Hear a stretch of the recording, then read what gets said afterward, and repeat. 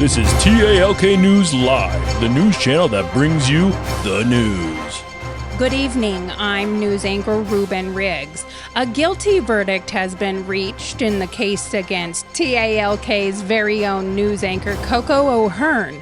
Last night, Coco's wife Phoebe O'Hearn accused him of being, quote, a little mean to her in her dream last night.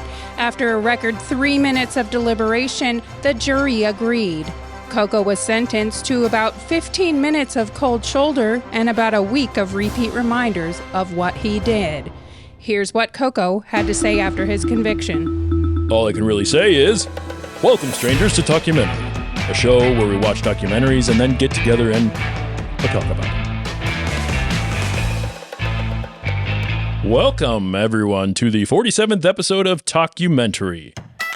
Tonight, we have all blacked out and been coerced into thinking that we have a podcast and we want to talk about a documentary. I have with me today only one crew member, the trusty, the rusty but trusty. That's me. My sister, Ruben Riggs. My sister Lauren, aka news anchor Ruben Riggs. Hi, sister. Hey, what's going on? It's just us today. It's just the two of us. We can make it if we try. We could like harmonize. I'll go low. No, you go low. I'll go high. we can make it if we try. I don't know. This is the worst. Before we go any fucking further into this stupid show, let's get a few things out of the way. Go out, rate, and review our podcast on your favorite streaming service. Let us know what you think of our show. If you think we're annoying and you just hate hearing us, but that's not true. You all like this. Right? If you want to connect with our crew, look for @Talkumentary Podcast on Instagram, Facebook, and YouTube, or shoot us an email at info.talkumentary@gmail.com. That's right, Ruben. Thank you. info.talkumentary@gmail.com. Gmail. All righty then. This week, we've gotten back into the world of true crime. It feels like it's been a little bit. Mm-hmm. More specifically, though, we got into the terrible horrors that can occur in the criminal justice system at the hands of greedy and loathsome people, monsters. Who care more about a win and their reputation than they do about people and the truth. We followed the story of Ryan Ferguson and his family after 17-year-old Ryan was convicted of a murder he did not and could not have committed, based on somebody else's dream. I cannot even. We watched the 1 hour and 46-minute documentary from 2015 called Dream Killer or Dream/Killer. Yes. Wonder how you're supposed to like say that. I don't know. Wonder how Andrew Jenks would have said it. I bet he would have just said Dream Killer. Probably, maybe it's one word. Dream Killer. Dream Killer.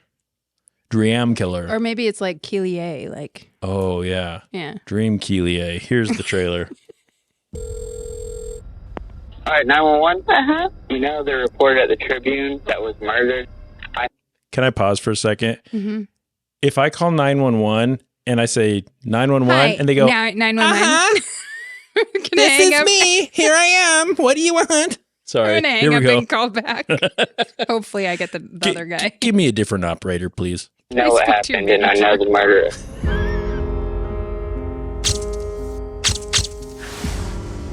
Without warning, Ryan Ferguson strangled the victim to death. No, he didn't. I'm not involved in this in any way.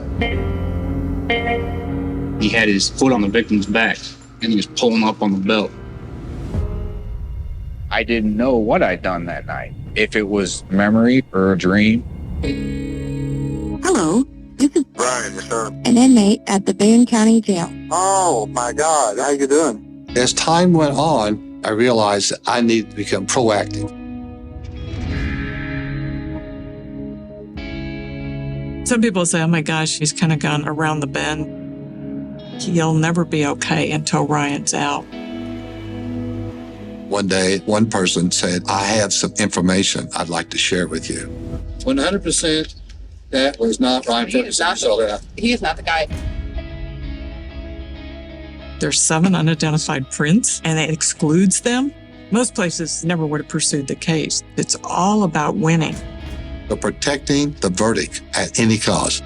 I know that a lot of people think, oh, this could never happen to me.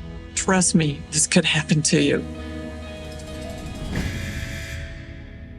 They can take your freedom. They can take you and put you in a cell with nothing. And they can't take my mind. They can't take my body, no matter what.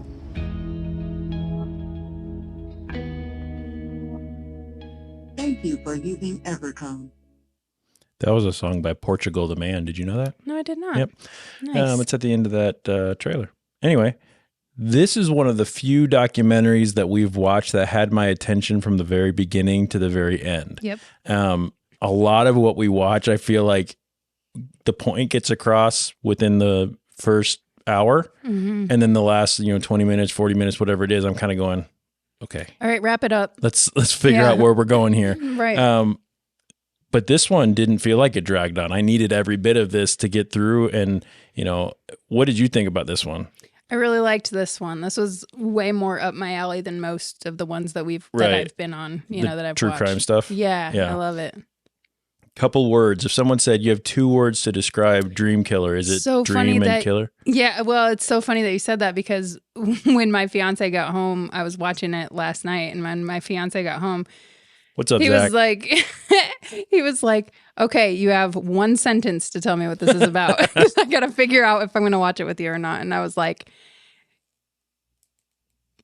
Dream Killer. Yeah. I mean, how else are you going to say? Like, I was trying to come up with something. But I was like, basically, kid dreams something, somebody else gets convicted. And he's like, all right, yeah, I'm out. I'm out. Not doing it.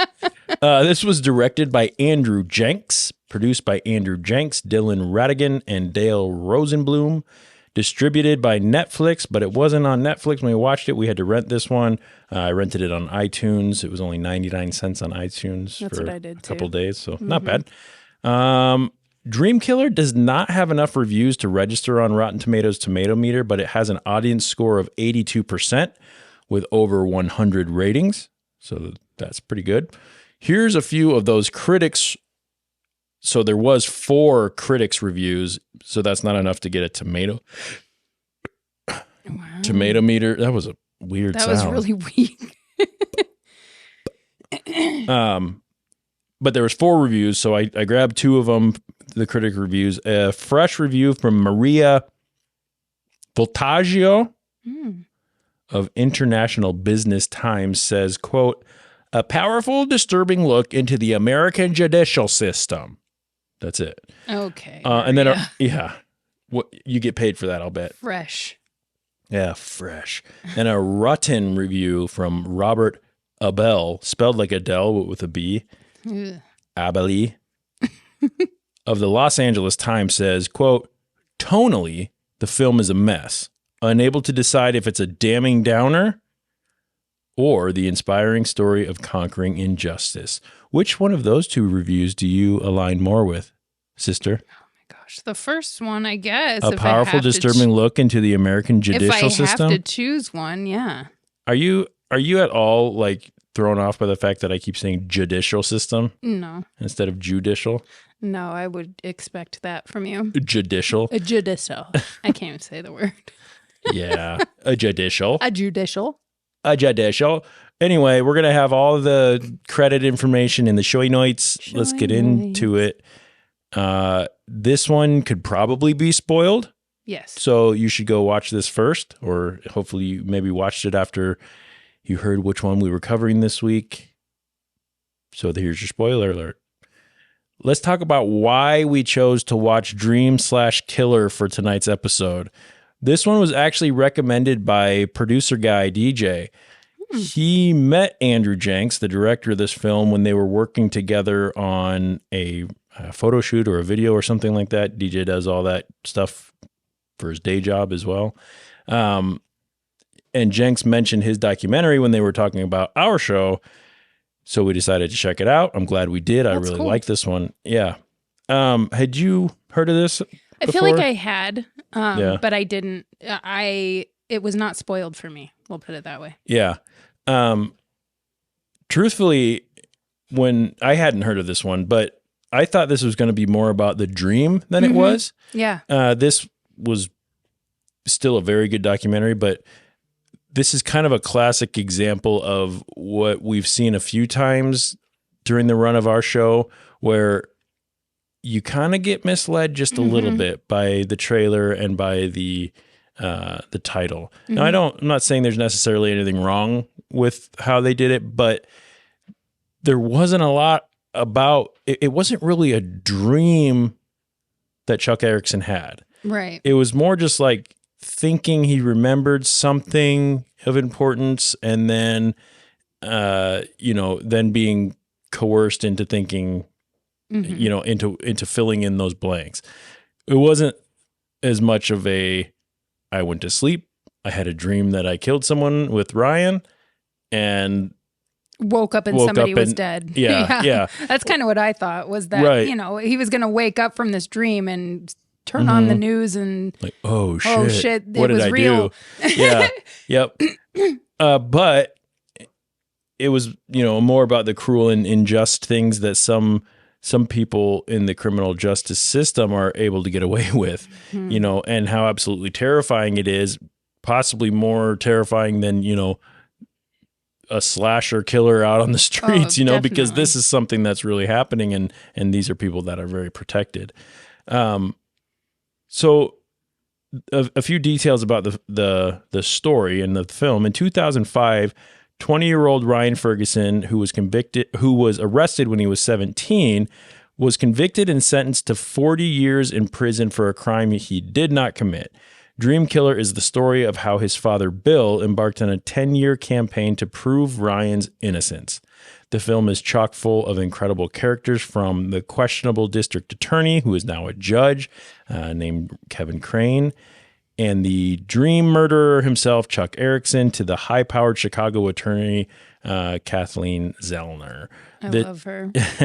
This doc depicts both a highly flawed injustice system, I guess I could say that, as well as one that can work brilliantly when the right people are involved. So this is one of those films, we've done this a few times on our show, but I think it will work better if we work through the details along the timeline. So instead of jumping around a little bit like we do sometimes, I think let's kind of stick to the timeline. You good with that? Yep. All right. Let's start with Halloween of 2001. That was the day that the reporter from the Tribune news station, I don't think I ever wrote in my notes where in the world this was. Was this Missouri? Yes. Okay. Yes. Glad I remembered that right. So somewhere in Missouri, the Tribune news station, Kent Heitholt, gets murdered, which is very sad. Basically in like a parking lot, right? Of the Tribune, yeah. Right. Yeah. There's a few eyewitnesses, some fingerprints, a bunch of evidence, but no arrests are made and no leads. Fast forward 2 years, a guy named Chuck Erickson calls 911, like you heard on the trailer just a few minutes ago, and he says not only does he know what happened, but he knows who killed Kent Heitholt. He says that along with his friend Ryan along with Ryan Ferguson, who was his friend, robbed, assaulted, and then murdered Heitholt in the parking lot of the Tribune 2 years earlier. Well, of course, this grabs the attention of every detective that's been out there with this cold case on their board. And he says, I don't remember much. A lot of it was a blur to Chuck. Well, they were wasted too. They were like right, super drunk. They were trying to get money to get more alcohol, which obviously they probably didn't need. Right. But they were trying to keep partying, and that's what he said they were doing. Right. But I don't think we ever know that they actually were even doing that at all. Right. Yeah. But he says, so he doesn't remember much. It was mostly a blur, but he knows it was Ryan's idea. He knows that Ryan was the one who strangled Heitholt to death with a T-shirt. Or was it a bungee cord? Or was it a belt? Yeah, that's it. A belt. Right. So that was so frustrating. Right. To me. So that's part of the interrogation that was happening. He's like, he strangled him. He's like, what did he strangle him with? I don't know. I think it was like a T-shirt or something. And he says, Oh, well, I'm 100% sure it wasn't a t-shirt. Yeah. So what else could it be? I'm like, oh maybe my God. a bungee cord. Eventually you're going to get to a belt. And he's like, we know it was a belt. Oh, that's probably that's right. probably it. Come on. Jesus. The police pick up Chuck and Ryan, let the games begin. Go back to being 17 and imagine, so when you were 17, you had your little light bluish Honda Civic, right? And you're driving and a police car is following you, right? And they pull you over and they say, get in the car because you're under arrest for the murder of somebody. How are you feeling? Oh, scared out of my mind. Yeah. Completely scared out of my mind. And I'm probably asking to talk to my mom. Yeah, for sure. Or call somebody. Right. I was thinking about that and I'm a little impressed by Ryan's response. Yeah. As a 17-year-old kid, not just going, oh fuck. Like, He's just what? like, I don't know what you're talking about. I don't even know didn't who. kill anybody, or I didn't do anything. Yeah, so I don't know why you would be taking me in. Right. And he even said in one of his interviews, like, well, I was just going along with it because I figured I don't really have anything to worry about because I didn't do anything. Sure. So why would this turn into what it turned into? It's more like, oh, you must think I'm someone I'm not. We're going to get this all cleared up. It's going to straighten itself out, and then I'm going to go home. And then I'm going to go home. Right. And he's almost kind of nonchalant, Really calm, honestly, because I'd be freaking out. I feel like I would be too. Even now, I think I would. Right. And even now, regardless of innocence or anything, I'm not saying any words. Yes. Call no a lawyer. Words. Yeah, like I need a lawyer. I don't care. You just told me I have the right to remain silent. I have oh my God. I have a right to an attorney. Right. A lawyer. Yeah. Yeah. I got one word for you. Don't even ask me one question. A lawyer. Lawyer, please. Thank you. I feel like call Kathleen Zellner immediately. Right. I feel like if I could remain like as calm as I am now in the interrogation room, I'd be like, they'd ask me like, so where were you that night? I think I want my lawyer. Like I feel like I'd play them. I'm pretty sure. I feel like probably I was asking for a lawyer. Right. And that you should just not ask me any more questions. Please. Yeah. So Ryan's in these interrogation rooms just going, I don't know what you're fucking talking about. I literally don't know who this guy is. I don't know anything about it. Meanwhile, Chuck's in the other room being spoon-fed a bunch of this information. Right. So again, he's out of his mind kind of. He's going, everything's a blur, but I know that we did it. I know that's what happened. And I wonder what prompted him to call and tell them that. That's the whole thing about this story that I just don't understand it. I don't get it. Right. I don't understand what could have motivated him to. I mean, I get it, I guess, if he really thought that they did it, but geez. But his explanations were just like, I was just getting like, this feels like an important thing. Well, then he sees the 2-year reunion thing on the news and he goes, that must be what I'm feeling. That's what must be what, like, yeah. Of all the things for you to attribute these weird feelings to, you jump to, I must have been involved in murdering, and that guy is too. Yeah. Whoa, dude. Yeah. Why don't are you bring me into your this? fucking shit. And meanwhile, Chuck's in the other room telling details about this murder and admitting to everything that happened. And he's pushing Ryan directly under the proverbial bus, you know? Yeah. And Ryan's over there maintaining his innocence. He's saying, I don't know what to fucking tell you because I've told you 100 times already. Well, and I didn't do it. Which one of them did the interrogator tell to adjust their attitude? I about fell out of my chair when he said that. Yeah. I think it was to Ryan. Yeah. Yeah. He's like, he just said, he goes, okay, well, I'm going to tell you this right now. This isn't going to work. You need to adjust your attitude. And I'm going, I wouldn't be adjusting any kind of attitude if I was innocent. Lawyer. Yeah. Yeah, exactly. Like, hold on a second. Adjust my attitude. Here's my attitude. My attitude is I'm sitting here talking to you. I didn't do anything.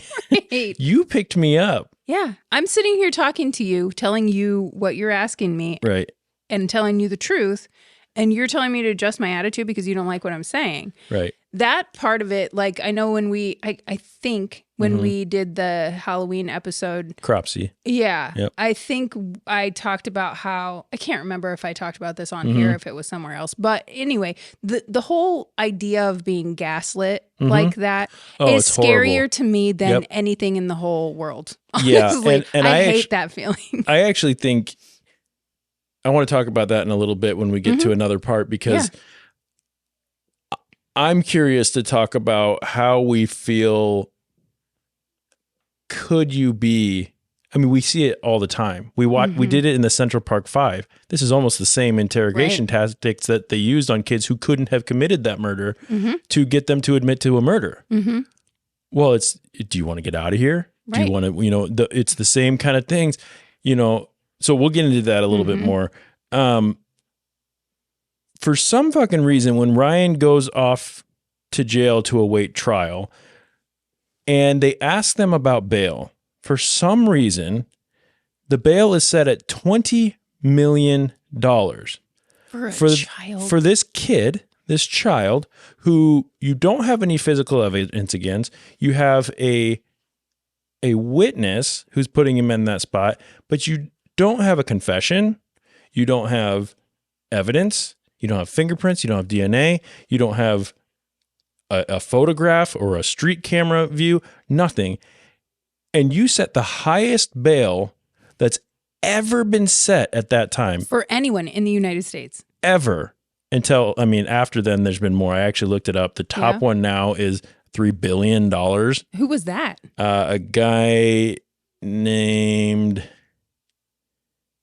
I was going to write it down, but I didn't. It was somebody who had a $1 billion or $2 billion bail, and he got out. So he was a rich boy. Whoa. And then he went and tampered with evidence or something. So they caught him again and put him in for $3 billion. Oh my God. Yeah. I don't remember what the guy's name was, but anyway, I couldn't figure out why they would have done that. I don't know either. It must have been to prove a point, right? Like, it was just kind of like, oh, you think you want bail? Like, I don't get that. I don't understand it either. I wrote that down too. I was like, this is a kid. There's nothing. He hasn't. It's not like he's been in trouble a bunch of times before. This is it's a 7. Well, at this point, it's later than that. So he's like 20, right? Well, at the time when he got arrested, and they did this, March 10th, 2004 was when that interrogation was happening. I thought that was because he got arrested in 2001, right? No, I don't know. I think it was 2004. In 2004, yeah, yes. So it doesn't matter. Either way, he's still a young adult with no prior anything. Right. He's just been a good kid who likes to hang out with his family is what it sounded like. I mean, and that could have been skewed too. I don't know, but but either way, I mean, it doesn't really matter. It doesn't matter because you're just an innocent. He's not kid. a troublemaker. No. It's not like, and even if he and was, there's no evidence to tamper with. Right. So what is he going to do? Skip town? He's a kid. Right. So anyway, Ryan and his family basically they don't have any choice but to let Ryan go to jail. You don't have $20 million to post bail.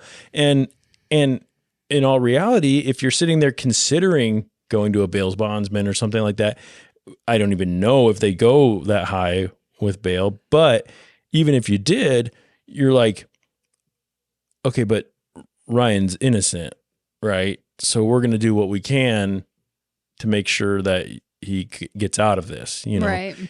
A lot of people, including myself, don't realize it can be years from your arrest to your trial. Right. That to me is insane. We have a right to a speedy trial. That's in our Constitution. 5 years is not speedy. No. Sitting in jail with an unattainable bail amount. Right. That's not a speedy trial, no matter who you are. No. But I guess that's just one more issue with the justice system that we are dealing with. But Bill, his hero of a father, yes, he's not satisfied with doing nothing. So he starts getting into the weeds. He's getting boxes of evidence from the police, which he says, if you're the victim or the victim's, representation, you have a right to all of the evidence, to go through it however you want and all that, which is kind of crazy to me. I didn't know that if you were your direct, I don't know what the relationship needs to be, but you have a right to go pick up the boxes of evidence from the police. And just go through everything. Right. Mm-hmm. So he does that, and his dad becomes a little super sleuth, right? Mm-hmm. He's considering everything at this point, all while he's talking to his son who's behind bars. Tell me what you feel like it would have been like for you, if to watch me go to jail or something for something like that. Yeah. Especially if you knew there. I put myself on that other side, and I can't even tell you how helpless you must feel, and how. Yeah, because there's nothing you can do. Yeah, you're sitting there going, no. Judge, sorry, over here. Yeah. You must not understand what's happening here. He's innocent. I'm like, yeah, Right. well, I don't believe he is. Yeah, that's what they all say. What? No, this can't be real. Right. I'm sitting there watching, when I was watching this, watching his mom and his, I think it was his sister and his dad, for sure, just sitting there with eyes wide, this can't be happening right now. This isn't real. This is something that we figured is going to be done after today, because there's no way anyone's going to think that this really happened. Right. I know. It's my insane. God. It's got to be the most helpless feeling, but it also has to be the most infuriating, because you can't tell anybody how you feel. You're not the judge or the jury. So your voice doesn't count. No. You don't get a voice. You don't get a vote. You don't get to vote your opinion. You don't get a vote. No. You don't get to say what you think. No. Imagine it was your son. Right. I mean, I don't know. I can't. But how do you not burn the building down? Right. I would like to believe that I would handle it the way that his dad did, and do everything in my power to get whoever I needed to get involved to, and not just say, oh, well, I guess you were in the wrong place at the wrong time. You're just going to have to wait it out. I don't think that I would ever be able to sit and say, well, we did what we could, and now we just hope. But I don't know that I would even have the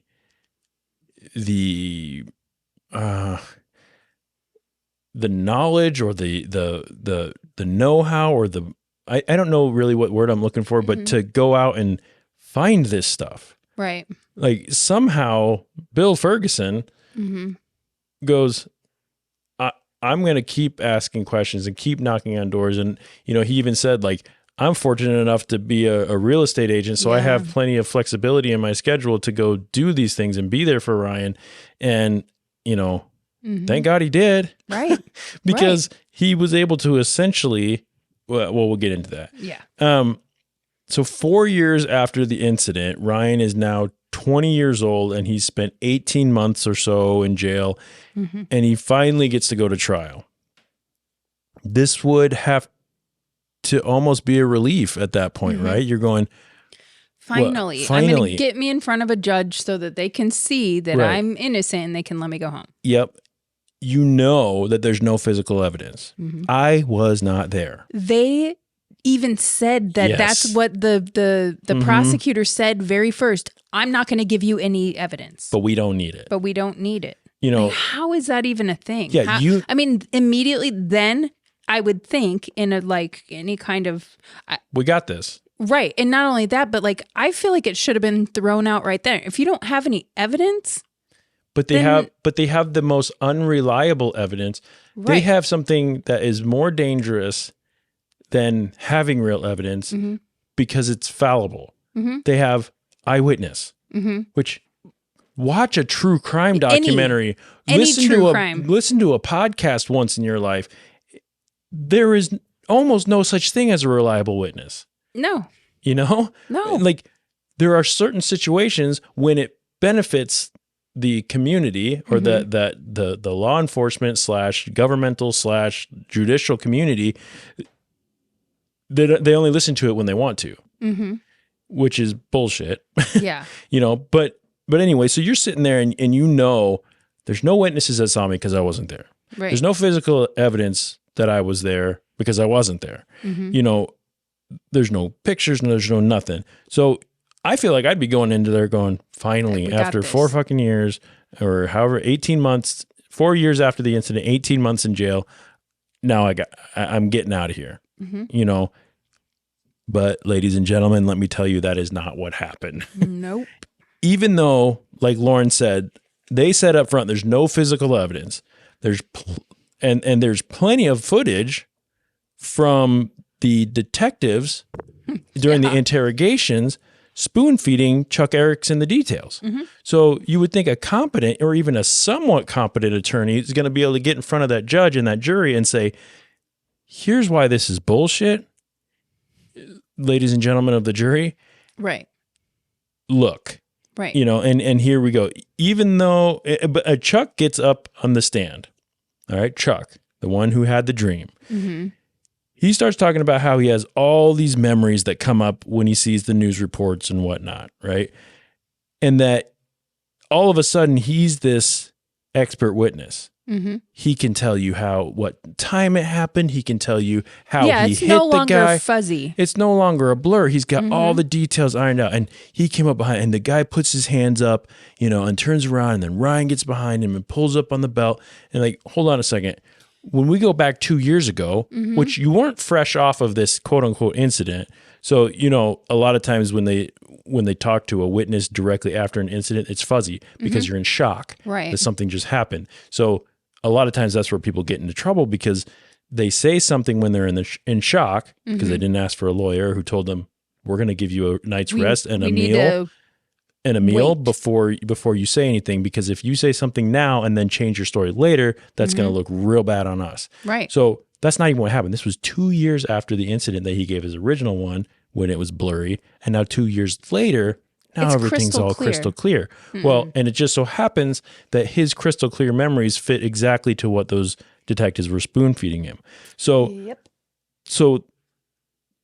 but he says that he's 100% certain that he and Ryan were the ones to kill Heitholt. Here's a part of the trial. What happened next? I came around to Ryan's right, from behind him and to his right, and he was down here and he had a belt, and he had his foot on his back, on the victim's back, and he was pulling up on the belt.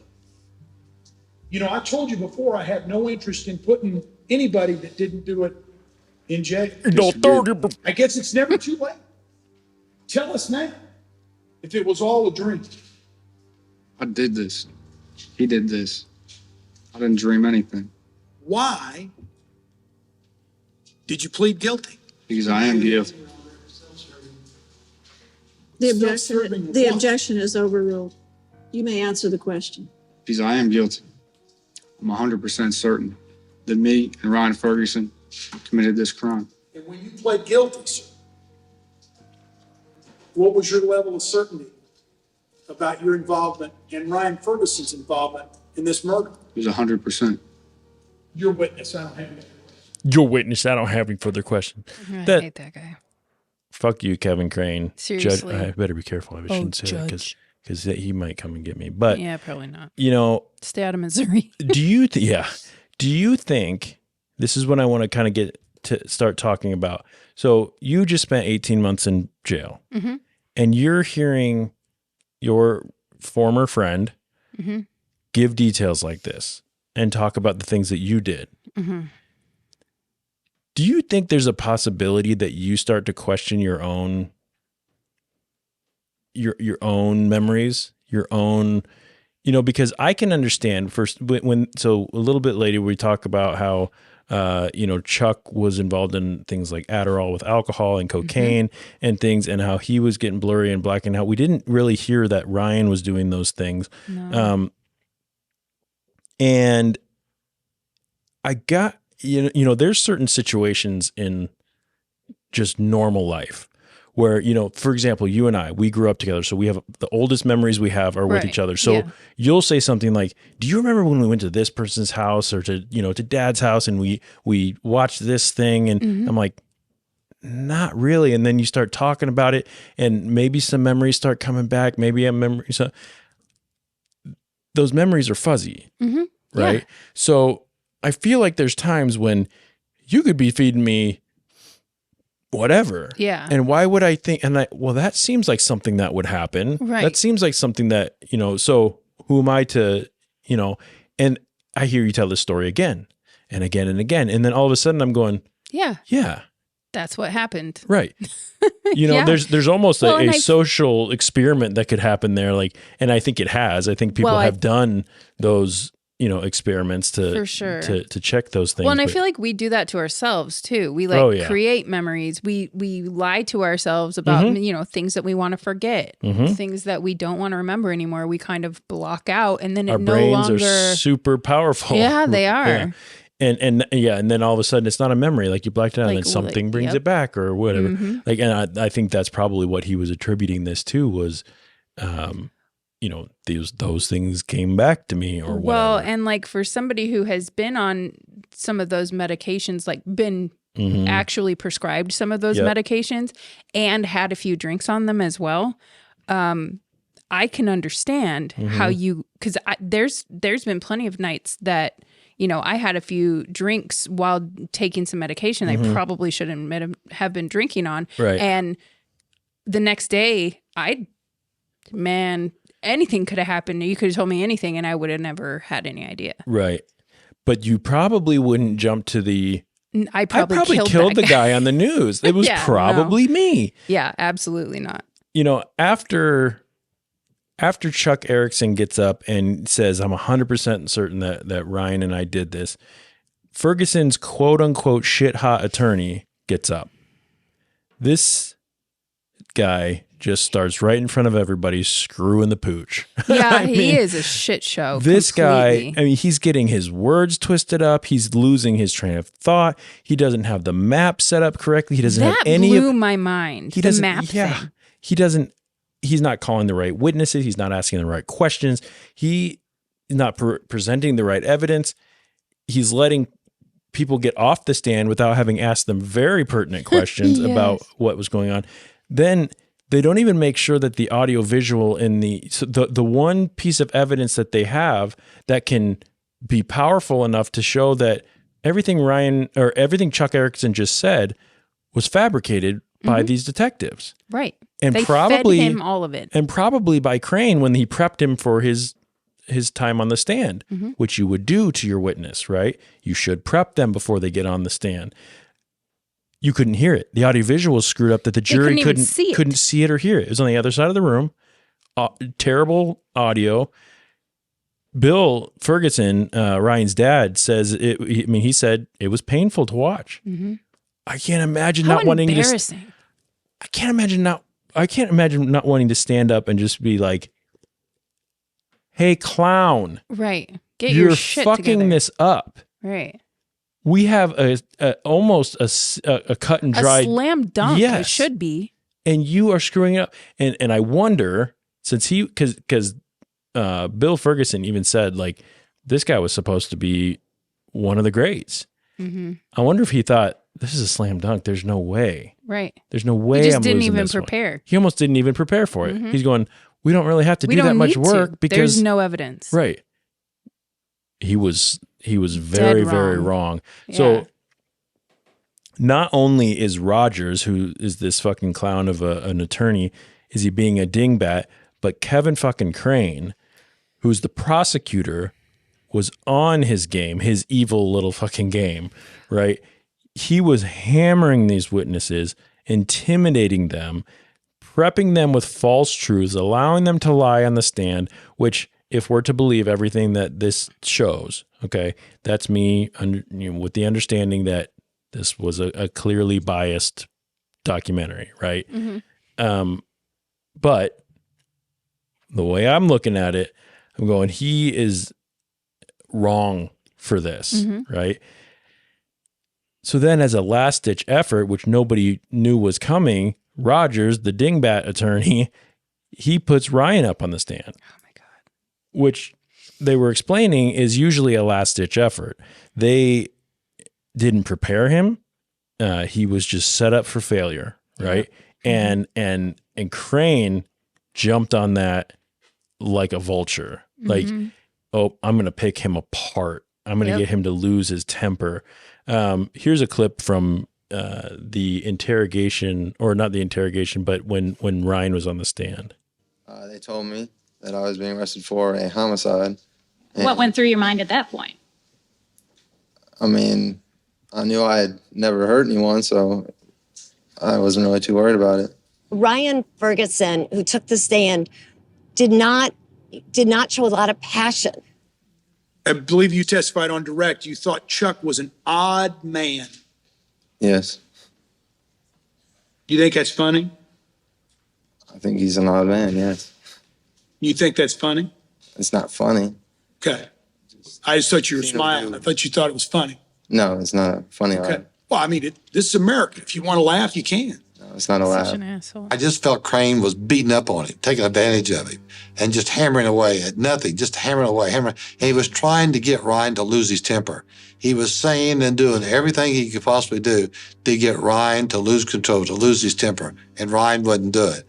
I was pretty upset over that. And I said, he is a bully. He is a bully, and that's my son, and I take that personally. Never thought I'd be arrested for a crime I didn't commit. Would you? Would you believe you'd be arrested for a crime you didn't commit? I didn't commit one. Neither did I. Ryan? Does the state? Good job, Ryan. Jesus, Ryan. I mean, I don't know how he kept his cool. Me neither. Honestly, because I would have been flying off the handle. I would have wanted to jump over that stand and if I'm his dad, I would have wanted to beat the shit out of that man. Not just, it's 1,000 times worse because he's an attorney and he's trying to put you in prison and win this case, right? Right. Mm-hmm. It's 1,000 times worse. But just in normal conversation, when someone goes, "Was that funny?" You laughed. Was that funny? Because I don't think it's America. You can laugh if you want, but it's like it's very threatening. You gaslighting, intimidating son of a bitch. Like, back the fuck off. Right. Because I'm supposed to be innocent until proven guilty. I know that it's your job to prosecute me. Mm-hmm. It is not your job to bully me into making a confession or something like that, something I didn't do. Mm-hmm. Oh my God, it got my blood boiling hearing him do that again just now. Yeah. Oh. Well, and it kind of is funny. It is. He's an odd guy. Like, that's a weird thing to say. I said that and it's fucking weird. Sorry. Yeah. And I feel like I want to go, yeah, it is kind of funny. You just asked me if this dude's an odd duck. Like, right. Yeah, I said it. Yeah. He is weird. Like, he's a weirdo. Yeah. So after that, the trial's over. Jury goes into deliberation, and we get a news report. Beep, beep, beep, beep, beep, beep, beep, beep, beep, beep, beep, showing that the closing statements. So the news report goes into some of the closing statements by the attorneys. Rogers, who's Ferguson's dumbass attorney, sounds like a lackluster shithead. He's like, it's very clear, ladies and gentlemen, the jury, that Ryan, his name's Ryan, right?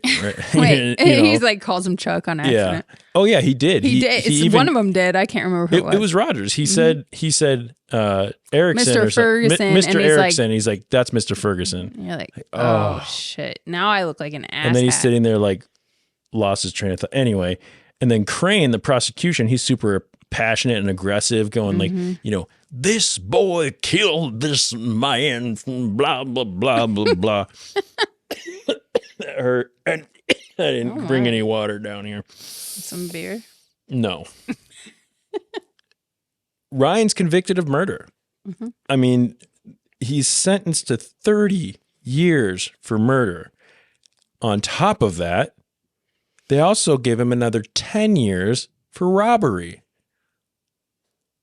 I mean, how do you not just like unload everything in your bowels into your pants? Whether you're his dad, whether you're his attorney, whether you're his attorney's still getting paid. Right. Fuck that. You shouldn't. I don't know what else to say. I mean, you're sitting there watching, or you just found out that you're going to go to prison for 40 years. 40 years. And unless somebody does something, somebody not me, does something, I'm screwed. I'm I just have to sit spending here. 40 years.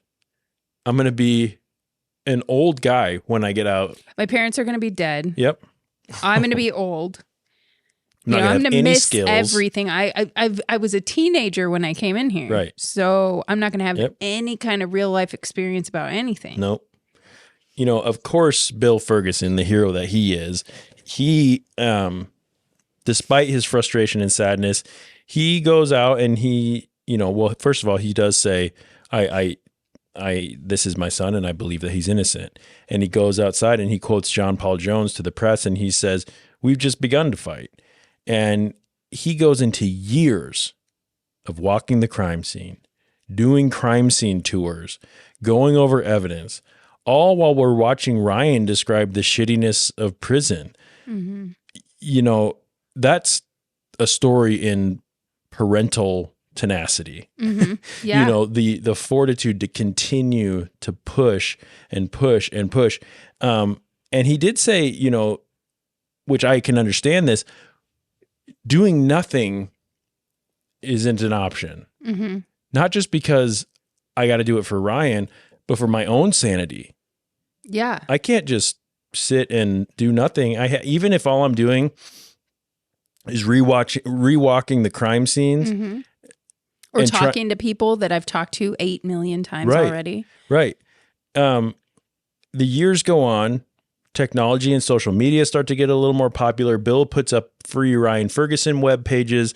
They're starting to get some traction on this movement. And, people who are hearing the story and watching the newsreels and, he's going through with, videos, putting up videos and interviews and things like that going, look, this is why my son's not guilty. And, Mm-hmm. Let's get attention to this.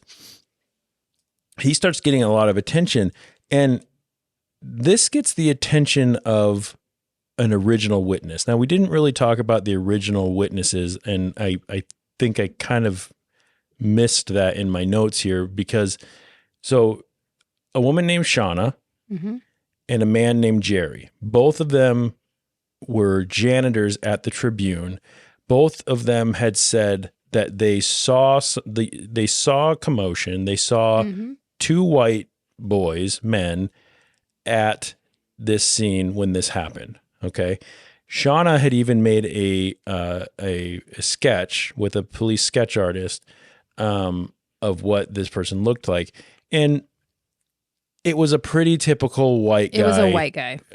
Sketch, which unfortunately both Chuck and Ryan kind of fall into that, Mm-hmm. that demographic. Right. Mm-hmm. And which, happens countless times across our country, I'm sure. Oh, sure. Yeah. But Shauna, she got up and she said, basically just, yeah, I saw this guy that I drew and here he is, right? She wasn't asked any questions. She wasn't asked to point out if that person's in the courtroom, nothing like that. She was allowed to get infuriating to me. She was just allowed to get off the stand. Well, and they said that dumbass attorney Rogers didn't want to ask her if she saw, because normally the prosecution would ask her that and she would point to Ryan. But he didn't ask her, meaning he knows that she's not going to point to him. Right. But dumbass didn't want to do it just in case she did. Right. Because it was unpredictable. He didn't know what he was going to do. Yep. And she. But in hindsight, he should have asked that because she might have said, "No, it's definitely not here." That guy. Yeah. She may have just been waiting for an option to be able to say that. But when she finds the free Ryan Ferguson websites and things like that and reaches out to Bill and they meet up and she says, I was intimidated by Crane. He basically, when he talked to me, made me feel like I was in trouble, made me feel like I was going to do something wrong. So I was afraid and I was telling myself and whatever that I'm just going to answer the questions that were asked me. I'm not offering any more information. I'm not doing anything. I'm just going to answer these questions and get off the stand and go home. Right. Mm-hmm. Well, she straight up tells Bill, it was not Ryan that I saw there. If anything, my picture looked more like Chuck Erickson but it wasn't him either. Mm-mm. And I was never asked to do that in trial, but I have paperwork. There's paperwork in the interrogation, documentation that I told Crane it was not Ryan Ferguson and Chuck Erickson. Mm-mm. That is not the person I saw. But of course, that never came to light. And of course, and this asshole Rogers, yeah, that's the other one. And of course, Rogers never brought it up either. He should have seen that evidence and go, "Excuse me, ma'am, I have this evidence here that says that you told Prosecutor Crane that it was not Ryan Ferguson. Mm-hmm. Is this your right. thing? Okay, that's potential case closed. Yeah, or that at the very least, that's potential to make the jury question more. Oh, it wasn't him then. Right. The other one that I didn't mention was Jerry Trump. Mm-hmm. So, convicted child molester, Jerry Trump. Piece of shit. He's working. Yeah, he's working as a janitor at the Tribune. Right. He gets told by Crane. Well, okay. His story is basically my wife. I was incarcerated for the child molestation case or whatever it was. My wife sends me a newspaper that when I open it up, I see the pictures of Ryan and Chuck, and I say those are the kids who were in at the Tribune. And I say that before I ever even saw the headline that said that that's what they were for. It's just right? so too perfect. It's too perfect. And they of course ask him, is that person in this room right now? He points directly at Ryan Ferguson and says, Ryan Ferguson is the one who I saw there. Well, that's like a slam dunk, like, oh shit, Mm-hmm. And Ryan's like, oh, well, that sucks because I wasn't there. And, he's saying he saw me. So we'll get into that we'll get into how that plays out here in a second. But as Bill's going through, he meets up with Shauna. She tells him, I told Prosecutor Crane that it was not Ryan. Mm-hmm. I was intimidated, all that. He was also doing more investigation work, like he would go to the stoplight. So one of the things that Chuck Erickson said, there's a lot of information here. This is gonna get long, but that's all right. One of the things that Chuck Erickson said was that he had come to an intersection on whatever and whatever street, and he saw a guy that they know, both Ryan and he know, named Dallas Mallory. He went over to Dallas's car, who was stopped at this stoplight. They talked for a minute, and then they went about their way. Well, this is a witness that they should have talked to. Mm-hmm. Nobody brought Dallas Mallory to the stand. Of course not. No one talked to him. So Bill goes and finds him. But before that, I'm sorry, let me not go there yet. He's there at night. He's at the intersection Mm-hmm. at night, and he's going, this is the intersection that, whatever. And he notices that the light's flashing yellow. Mm-hmm. And it started flashing yellow at like 1 a.m. Right. Well, the murder and all this stuff didn't happen until like 2-something in the morning. He's like, so what that means at a yellow is flashing light? No one. He would have never stopped at the yellow flashing light. Nope. So they also never got Mallory's statement. So they're questioning why a bunch of people weren't brought forward that could have changed this jury's decision, like Dallas Mallory. They found a lot of good evidence after 3 years of Ryan sitting in prison, and they file an appeal with a new lawyer who seems like she's pretty good. They have Shauna come and retake the stand and Dallas comes, takes the stand, saying that Ryan and Chuck weren't even there. Shauna says, they were not the people that I saw, and I told Prosecutor Crane that. Okay. Dallas says, I was not there. I couldn't have been there. I had a DWI. I didn't have a license. I didn't have a car. I couldn't have been there. Yet somehow the judge denies their appeal for another trial, right? He claims that the witnesses have no credibility, which is bullshit. How did they have credibility the first time and not the second time? Everyone's pretty sure at this point that they're just protecting the verdict. Mm-hmm. Why would they need to protect the verdict? So they don't have to put their foot in their fucking mouth. Right. What does it do? My my curiosity was piqued, and I have my theories, but what does it do to a system that doesn't protect itself? Right. Right? Because in theory, this system, this justice system, is supposed to be the end all be all. It's an unbiased, it's a, you know, innocent till proven. It's essentially, in theory, a perfect way to try to prove and convict people, prove or disprove, and then convict, right? And then punish. So what does it do to a system that will overturn something like this? Well, it takes away all of its credibility. Yep.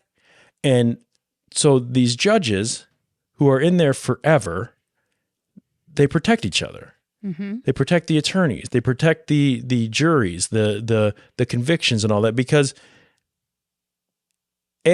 partially because it's a good old boys club, but also because it probably starts to raise a lot of questions about the how trustworthy this system can be. You know, if what's getting turned over every time, if they start picking it apart, they're going to see the corruption. Right. And how far does that go? Right. How many cases get picked apart? Does anyone ever truly have to serve what they are, you know, which in my case, if you're doing the best you can, you want people to pick it apart. I don't want to put you in prison for the rest of your life for something you didn't really do. Absolutely now, not. if you look like, when I see all the evidence and it looks like there is a good chance that you did this, I want someone to come show me why. Yeah. Even if that's 10 years from now, show me why I was wrong. Right. Because I went off the best that I could. I went off the best evidence that I could. So I don't feel like anyone's really blaming anybody for making the wrong decision. It's just the way it was presented. Yep. It's not the decision that was made. It was how people presented the information. Yeah. Right. Yep. So Ryan goes back to prison again. Do we, real quick, what year are we in right now? Do you know? Yeah, let's see.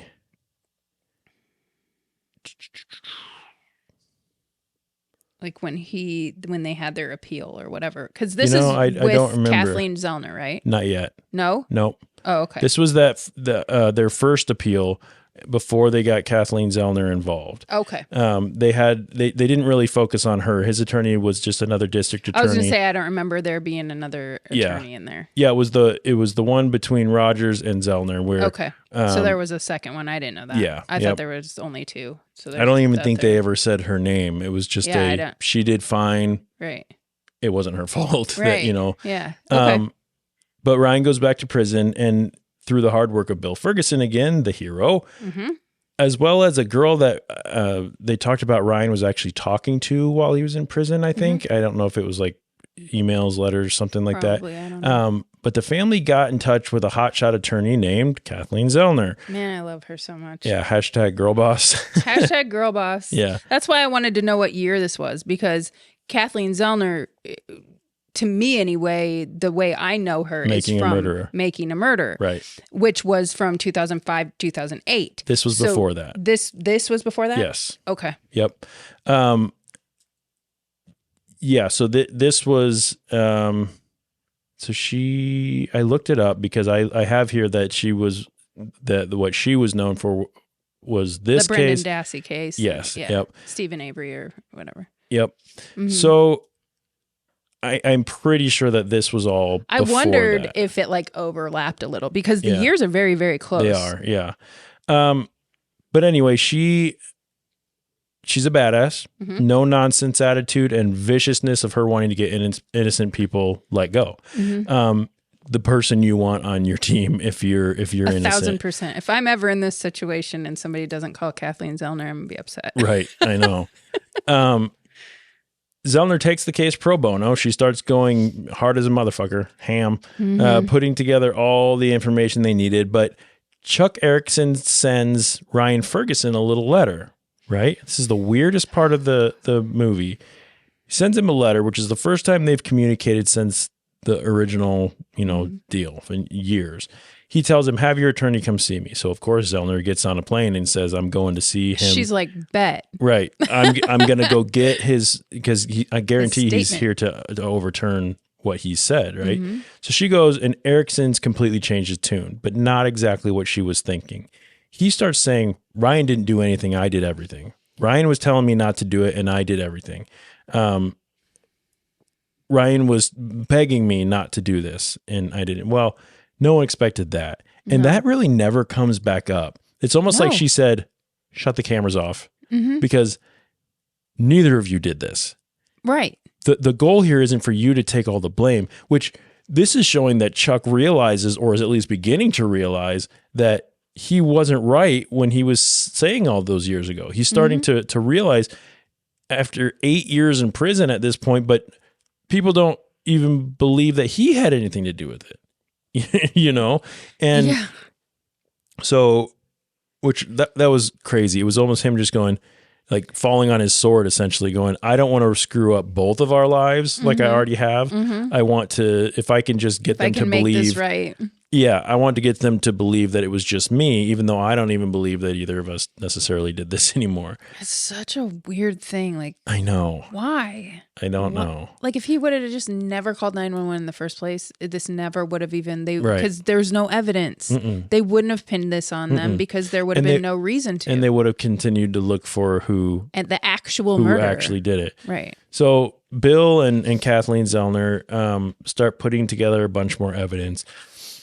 They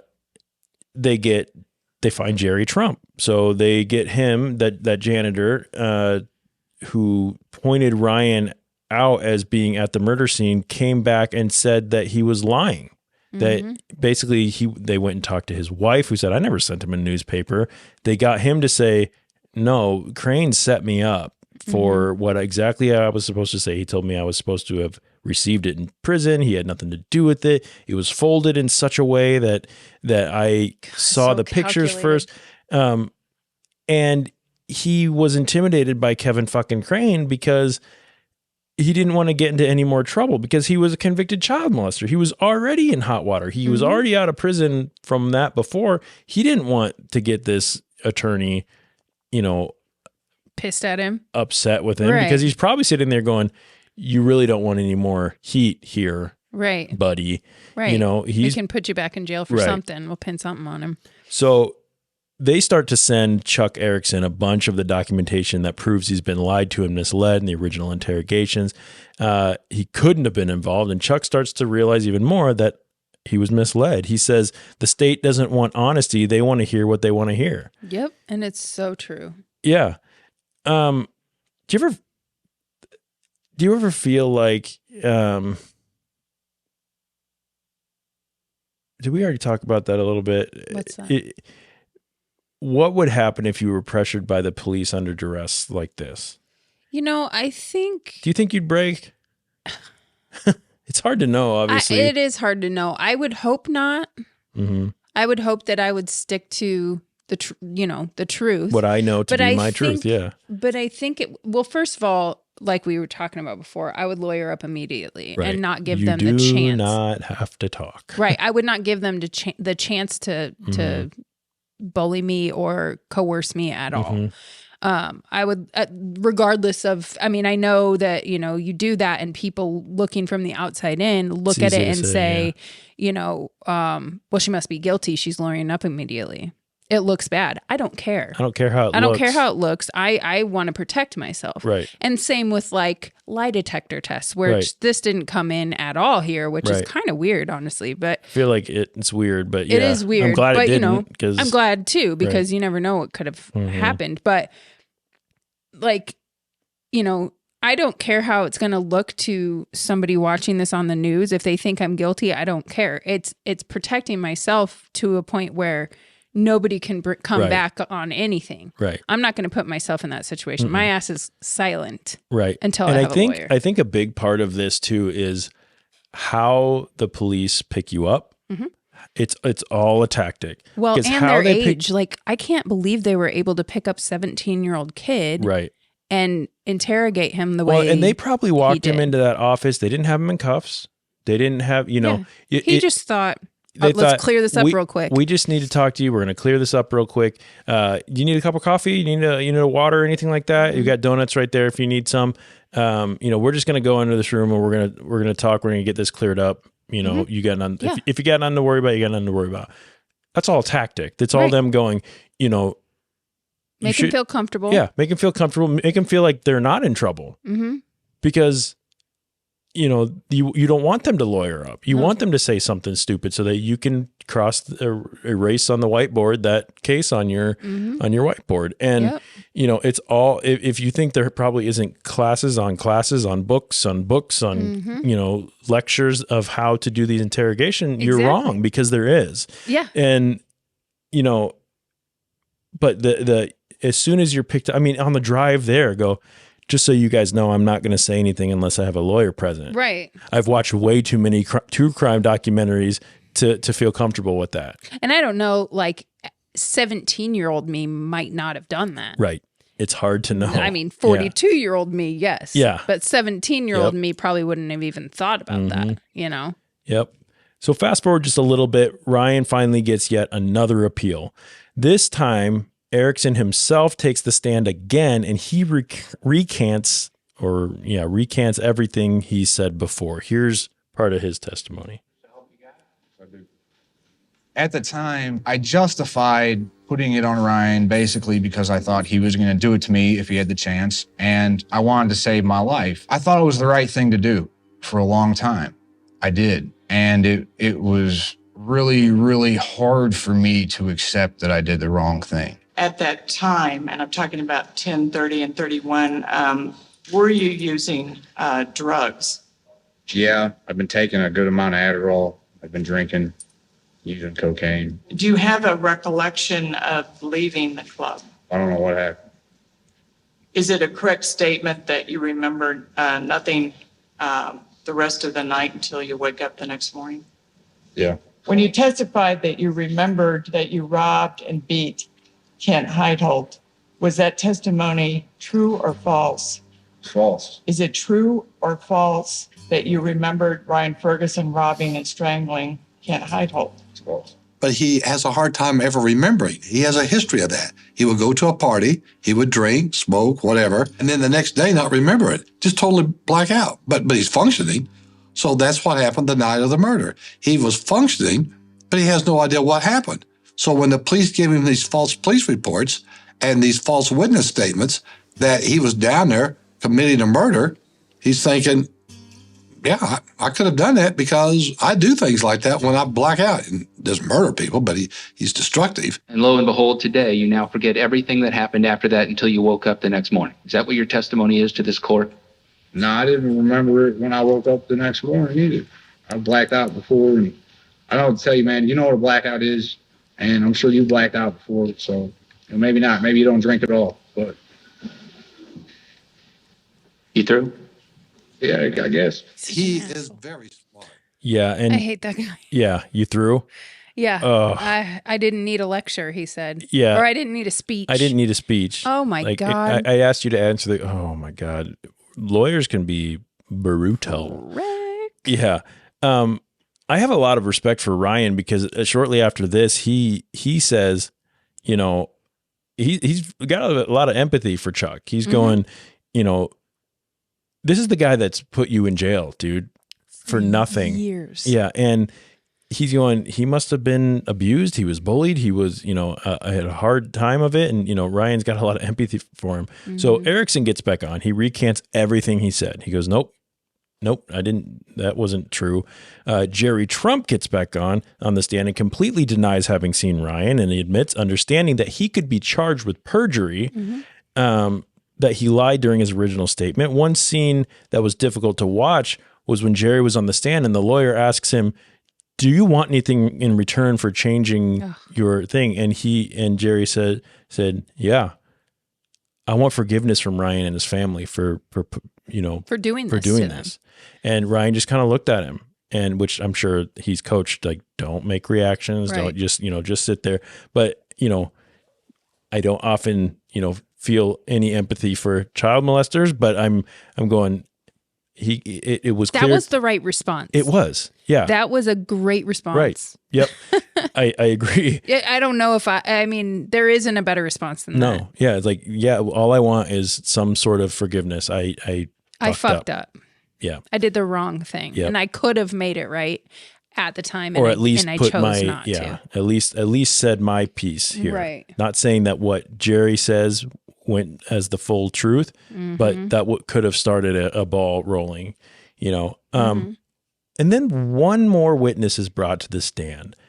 Former district attorney, now judge, Kevin fucking Crane. I about vomited when the judge asked Crane, "How would you like to be addressed, sir?" You know, Mr. Crane, Kevin, Judge Crane. And he's like, it doesn't really matter. He's like, "I'm going to refer to you as Judge Crane since you were a judge when I was an attorney." And I'm like, oh no. My God. He's already on his side. Right. He's already. 1,000%. This is not an unbiased judge at all. Nope. You know, they're buddies. Yeah. It's essentially, you know, he is his friend up there. And Crane, of course, is denying everything about him. And it's so cringy too, the way he's like, "Oh no, what do you mean? I'm confused. Can you repeat the question?" Right, like he's being such a smug asshole. You know, he's being, you know, accused of potentially leading or intimidating or fabricating, allowing people to lie under oath. Of course, he's denying all that because that would be the end of his career if he admitted to that. If this case gets overturned because of that, his career's over.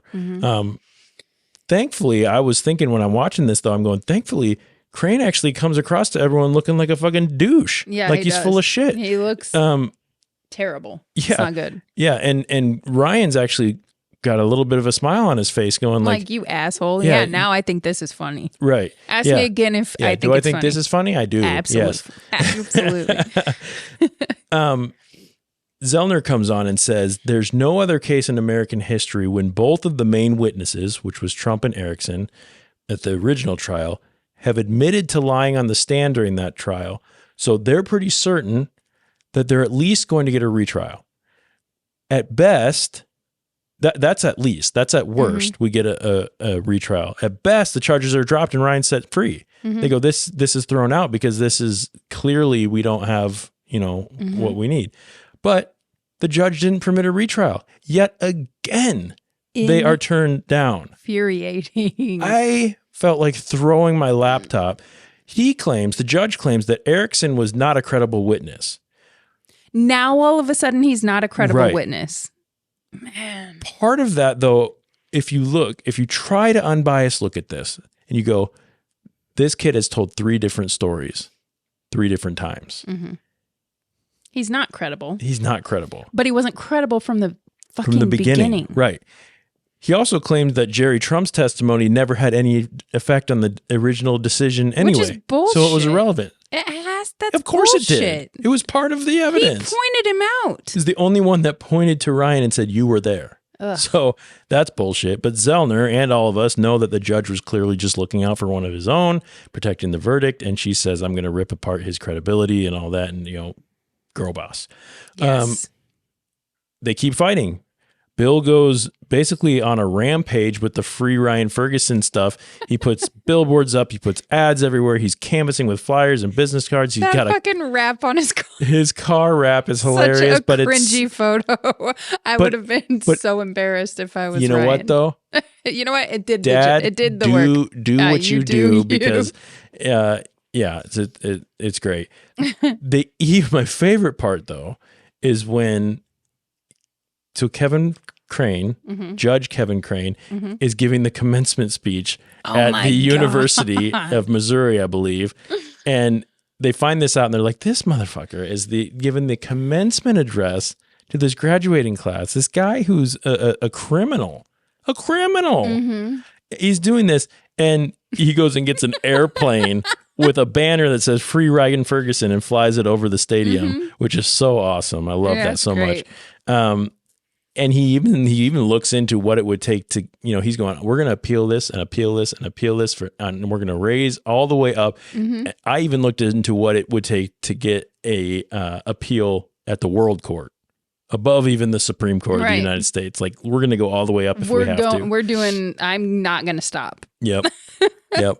So finally, after pushing and pushing for yet another appeal, and we'll kind of wrap this up sort of quick, but Zellner is able to show that Crane hid evidence so strong that it could have changed the jury's verdict, which is unconstitutional. Mm-hmm. So pretty much based on that fact alone, that she could show that he had evidence that was not brought forward that could have changed their mind. Mm-hmm. Regardless of everything else, that is enough to throw this out. It's done. done. They get a call. The mom and dad, Bill and I don't This is remember. one of my favorite parts too. You want to tell it? Oh, just when Kathleen calls and he's like, he puts her on speaker and they're all like, she's like, it's done, it's over. They've, Yep. and the mom's like, what time do we go pick him up? And she goes, who cares? Yeah, who We're cares? just put your shoes on. We're going right now. Yeah, we'll go sit out there for We will 24 hours sit if we there have to. until we. Yeah. I just like, does it matter? Right. She's no like, more just- trials, no more appeals, not even another day of waiting for Ryan to get out. Today. They threw it out now and say, get that boy out of jail. Mm-hmm. Almost 10 full years Mm-hmm. in prison. Ryan's going to be let out with all charges dropped. Now, I think there's probably some more red tape to that. I think they did mention he was paroled out. Sure. He probably has to do something. There's probably something else. I don't know exactly, I'm not but sure either, doesn't but matter. He got He's out gone. of. He's out. Yep. Cue the waterworks. When I Seriously. was watching that, I'm going, can you imagine No. being Bill and his wife and Kathleen and all the people that cared about Ryan, and you're going, wait, we're going now? Yeah, we're going to go right to now. pick him And I up? get to hug my son Right. for the first time in Can 10 you years. even imagine? No. I like so Bill walks out and the press is there because they caught wind of it and they're waiting for his comment, and he says, "Excuse me while I go get my son." Like, get out of my way. We're going to have a press conference tomorrow. Yeah. But today is all about me going and picking up my I'm son. going to get Ryan. So Ryan's out, but he lost Gosh. 10 years. That surprised the shit out of me, though. That he got out like that? Yes. Me too. Like, I really honestly thought thought we at had the end of this, it was going to be like Ryan's still sitting in jail. Yeah. Go to freeryanferguson.com and, Right. and And sign the help petition us. or whatever. Yeah, however you can. I'm really glad that's not how this ended. I'm glad too, but I mean, I'm surprised. The ending really, really surprised me. Right. There's a couple really sad parts about the ending of this, though. Probably, I would say 3 that kind of stick out in my mind. Ryan's out, but he lost 10 years of his childhood. And he talks about being institutionalized. He says that he felt more peace in prison sometimes than he feels when he's out. And that's such a sad story from beginning to end. Like, you spent some of your most formative years in a cell, in prison, with different rules and different things to worry about. And a different structure. Yes. I mean, Yeah. And, he's happy to be out. It's what he wanted. But there's some serious adjusting that needs to happen. He probably, that's what they call PTSD. That's the Yes. kind of thing that you take with you for the rest of your life, so the next saddest part, to this day, in 2023, Judge Kevin fucking Crane is still a judge in the 13th Circuit in Missouri. stay the fuck out of Missouri. Because that asshole. And he's probably not the only one in our justice Oh, no. system that's done stuff like this. 1,000% he's not. Yeah. So if you're in Missouri and you go to court and you see Judge Crane, I'm sorry. Anyway, the last sad part is that the killer of Kent Heitholt was never caught. Here's hoping that he or she is in prison for something else or died or something like that. I did read that there's speculation about who it really was, and but no convictions have been made. I think it's easy to forget through all of this. We're listening to the story of Ryan Ferguson. The real victim, the first victim, is Kent Heitholt and his family and friends, and then Ryan. And it's just such a sad story. Well, and It's so scary. The judicial system did a disservice to both Ryan and Kent. Yeah. Like that. Yes. I don't know how to like express how like sad that is. Yeah. And that's, we talked about completely failed. Right. Failure. From start to finish. Yep. And that's what, you know, not only failure, but criminal actions. Mm-hmm. You know, what Crane did and didn't do is criminal. You know, there should be, I don't know what this looks like. I'm not, you know, claiming to be an expert in anything, but when you have an incompetent or underprepared attorney, like that shouldn't even be allowed. No. That should have been, you know, you should be able to have a button that says, stop, pause this, because I don't feel like I'm being properly represented. Mm-hmm. You know, now that would be abused, of course. It's a hard thing to do. So, you know, again, not an expert here. If you're an expert out there and you're sitting there, well, that wouldn't work because I know. Okay. But also the fact that there's no, and they even mentioned in this documentary, you're able to do whatever you want to do to get that conviction because everything is based on wins. Mm-hmm. And you're acting with immunity to any repercussions of what could happen if you know, it might be unconstitutional, but they basically proved that what Crane did was unconstitutional. Mm-hmm. We didn't even hear about if he got a slap on the wrist, let alone get his license taken away, nope. his, you know, go to prison. Mm-hmm. We talked about that in Central Park 5. The people that took, you know, 12 years away from those boys or whatever should have to spend 12 years in prison. Right. Maybe not that extreme. Right. But it's an eye for an eye kind of mentality where it's like why how does it feel to you? Like, what if we did live in a system or have a system like that where it was like, if I fuck this up. Yes. Like if the jury is told beforehand, like, or not even the jury, you know, anybody involved, whatever, like if this conviction comes back wrong, however long this person spends in jail, that's what you got to atone for that or whatever. Right. Jesus, can you imagine how much more you would be? think about things? Right. How much more attention you would pay to the little details? Well, and probably the piece in there that would be the most impactful is the fact that we base the success of an attorney or a lawyer or a law firm or whatever on their wins, not on how they presented the truth. Mm-hmm. It's not the truth that they want to hear. Erickson said it. They want to hear what they want to hear. Well, and that's the thing. There wouldn't be such, I mean, there wouldn't be a such thing as like a defense attorney if that was the case, because nobody would want to be a defense attorney because you're lying through your fucking teeth the whole time to try and get your person off. Exactly. And your goal, if it was true that you were supposed to be a blind and unbiased truth teller, we find the truth of this. Yeah, this person is here to advocate for this person. This person is here to advocate for this person.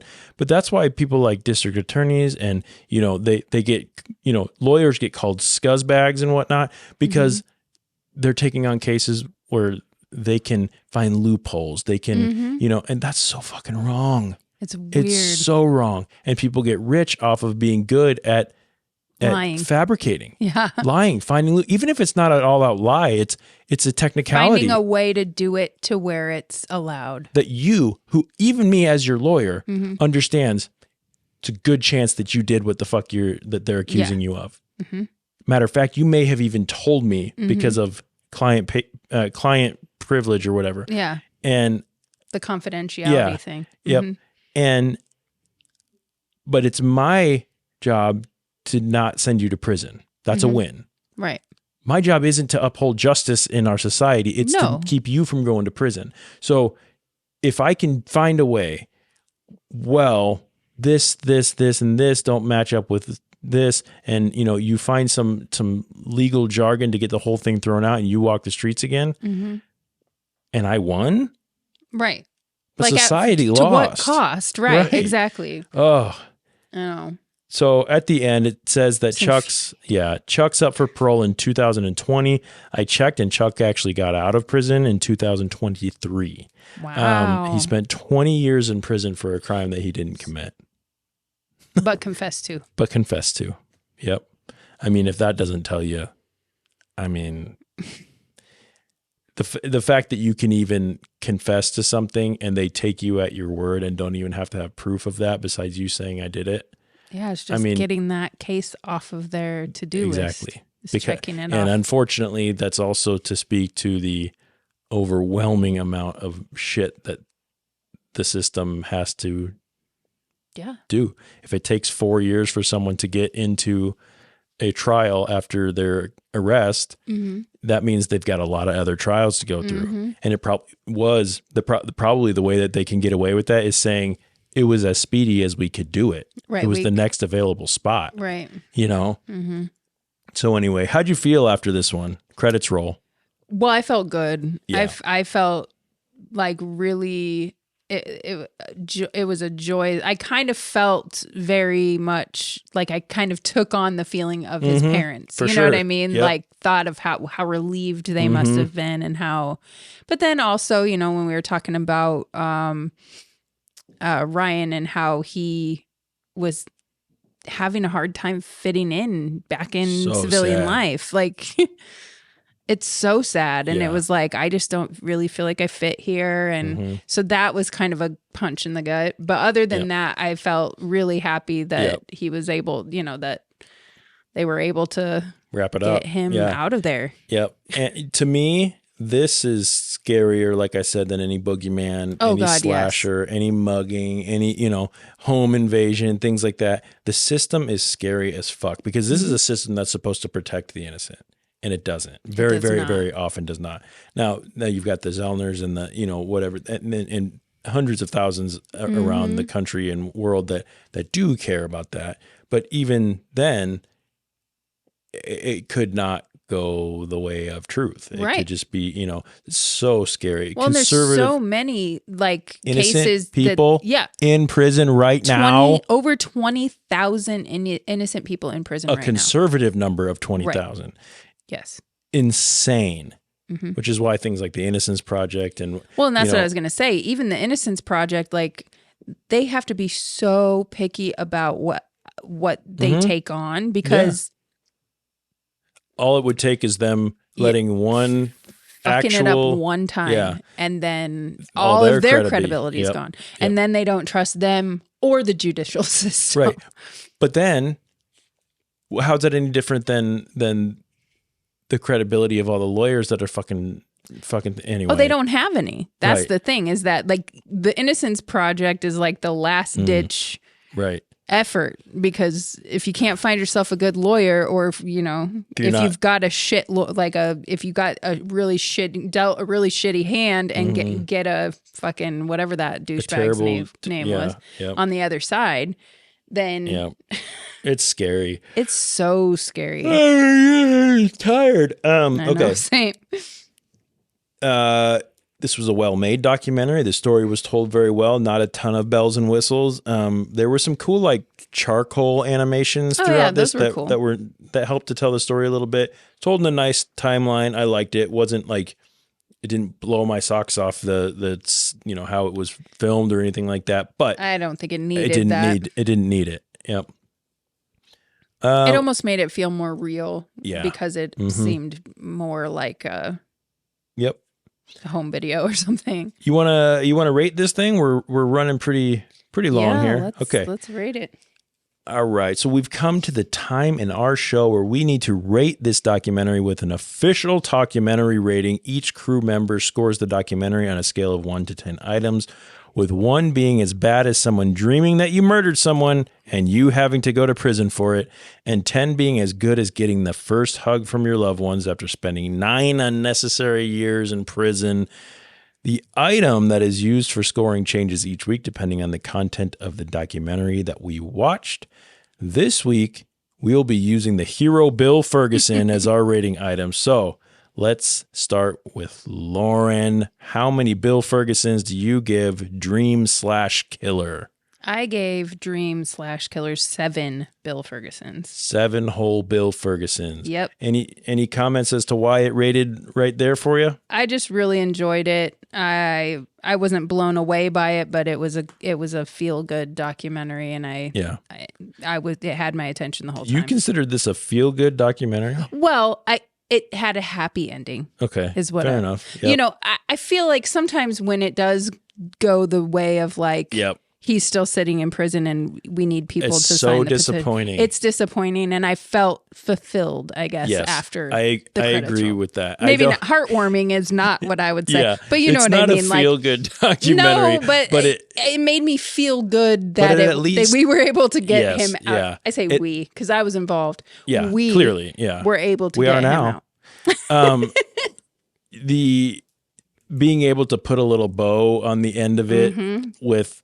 At least we're not still sitting with Ryan in prison, right? With Chuck in prison, with Bill out there with a wrap on his car and handing out flyers and that walking would be the crime scene. Heartbreaking, yes, yeah, more than it already was.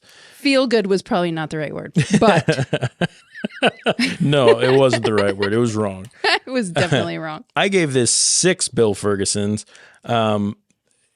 I loved the story. It kept me engaged. It kept me. I didn't love it. Loved the story. I loved how they told it. It was compelling. It was a good documentary. It's a story that kept my attention. Again, nothing crazy with how it was put together. I mean, lots of good work. There was some things in there that took me out of it just a little bit that we didn't even talk about. There was a couple scenes where they talked about Bill and Ryan's relationship, and then Bill and his wife's relationship that I'm like, didn't Probably really add too much, could have cut that out. A 10-second piece of Bill and Ryan's relationship when they played basketball and how that related, and even Ryan talking about, getting respect in prison and his experience in prison. I didn't think that was really that necessary to the story. Not because I don't care about it, but that's a different story. We're sitting here talking about this one, and those parts took me out of it just a little bit, which is why I gave it a 6 and not something higher. But that's not to take away. I recommend this to everybody. I mean, I think this was a really fun watch. Fun being See. Yeah. This was the most heartwarming Christmas. Yeah, watch it on Thanksgiving with your family. Thanksgiving was months ago. Oh, okay. yeah, I forgot. Sometimes I forget that we're ahead in time. Welcome to 2024. Oh, geez. I don't know if we're in 2024 yet. We'll find out. So, after averaging all of the people in the room, man, that was tough. The official documentary rating for Dream Killer is 6.5. Bill Ferguson's 6.5. Thanks to all of our listeners for listening to TALK News this evening and for not giving up on us, for continuing to push for more appeals, for sending us $60 a week to spend on commissary, and for finding us the best lawyers around to plead our case. No Rogers, please. As always, thank you, Lauren. Thank you, Jeff. I had fun. This was I good did too. It was good. Let's talk about next week's episode, shall we? Tell me about it. Next week, we're going back to court. That was an unintentional court to court courting. Court to court. This time, we're not bringing Kevin fucking Crane, though. No. We're definitely bringing someone evil, though. Oh, who? We're bringing the devil himself. Yes, we're going to take a look into the first and only time that demonic possession has officially been used as a defense in a murder trial in the United States. We're going to be watching the documentary from 2023 called The Devil on Trial. Have you seen I'm on this one? No, I haven't. Yeah, you are I'm on gonna this watch one. it. You need to watch it. I I'm think going to. It's streaming on Netflix. Cool, I got that. You love Netflix. I hate Netflix, but I know. did break down and For this show, yeah. Yes. So go check out The Devil on Trial before next week's episode. Hopefully that's a good one. I have it on good authority. We have a pretty fun special guest joining us. I'm not going to say who, just in case they are not able to make it happen. But hopefully that'll be cool. As I said at the beginning of the show, rate and review our podcast and all the stuff. If you've been listening this long, go to our social media and comment the word. How about comment the word sweetie puss? Sweetie puss. Sweetie puss. Sweetie puss. If you comment the word sweetie puss on anything, you will get a shout out on one of our future episodes. Next week, join us as we reflect on our fears of the unknown, one documentary at a time, on behalf of Lauren. That's me. Matt and DJ in the booth, and the entire Talkumentary family. I'm your host, Jeff Kolaski. I want to thank you all for listening. I hope you keep your minds open and be kind to each other. Be nice, goddammit. Bye. See ya. Bye-bye. Bye. Bye now. Trivia. Okay, now we're going to do our secret trivia. So, which Kansas City... Oh. This is weird because it's which Kansas City, but it's which Kansas City did Dennis Rader, the BTK killer, terrorize? Which Kansas... Is there multiple choice? Yeah. Wichita, Kansas City, Dodge City, or Topeka? My first instinct was Wichita, but I don't know. Yeah, I don't know it either. Let's go with Wichita. Okay. You're awesome, it says. Yeah. Okay. How did Son of Sam, David Berkowitz, finally get caught? Was it a traffic ticket? His ex-girlfriend called the police? He was pulled over by police for speeding? Or DNA evidence? Was it DNA? Son of Sam. Son of Sam was the one that shot people in their cars, right? I don't remember. Let's try DNA. Nope, it was a traffic ticket. Fuck. You should have gone with the cars thing. I know. What college did Jeffrey Dahmer flunk out of? It's somewhere in Wisconsin. Was it Antioch, Ohio State University, Wright State University, or Ohio University? He's from Wisconsin. Wisconsin. So what's Antioch? Is that in Wisconsin? Oh, you want to try it? Oh, sure. Nope, it was Ohio State. Fucking A. All right, number 4. What city did Jack the Ripper terrorize? London. Is correct. Nice job. Whew. Gosh, my credibility was going down the toilet. What was Charles Manson's original sentence? Mama. That's what I was thinking too. Was it 25 years to that? life, death penalty, life sentence with parole, life sentence with no parole? I think it's that one. Probably. Life with no parole?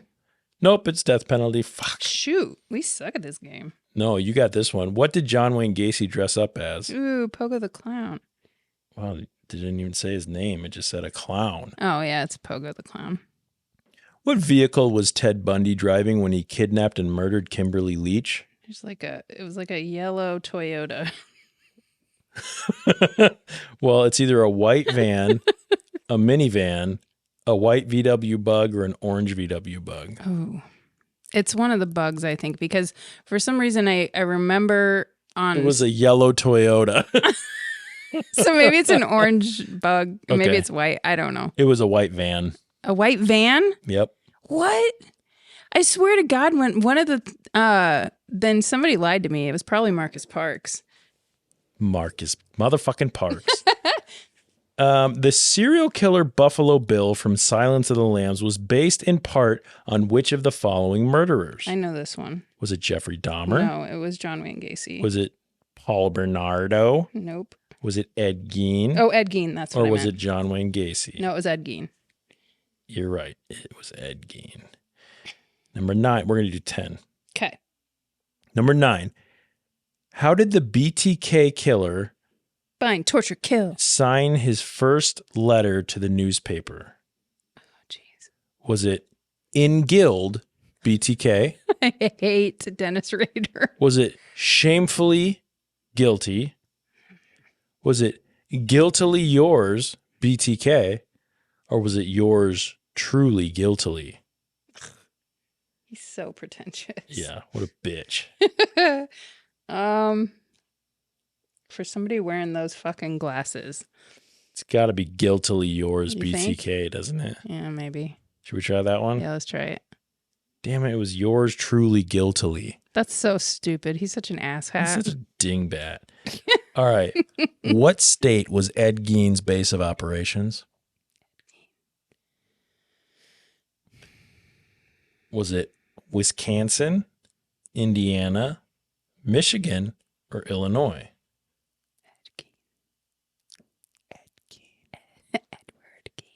There's like a thrash hardcore band called Ed Gein. Really? Mm-hmm. Well, I think it's Illinois. You think it's Illinois? Mm-hmm. 1 second. Okay.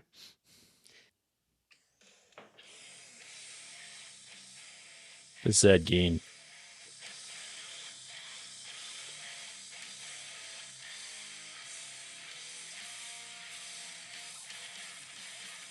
They're going to hit our episode for copyright. Probably. Oh, that's cool. Yep, they're pretty cool. I like it. Anyway, so what did you want to try? Indiana? I think Illinois? it's It's Wisconsin. Shit. I thought for sure that was not the right answer. Well, Ed Gein I guess equals cheese. I guess all of the serial killers are from Wisconsin. Well, yeah. It's all that cheese. DJ Hornacek, Andy Hornacek. Kenosha. Kenosha, Wisconsin. Wisconsin. If Andy's listening to this, you gonna go with me or you gonna go with your mom? He'll like that. Anyway, thanks everyone for listening to Secret Trivia. Thanks Secret. I got a secret. Got a secret trivia. I hate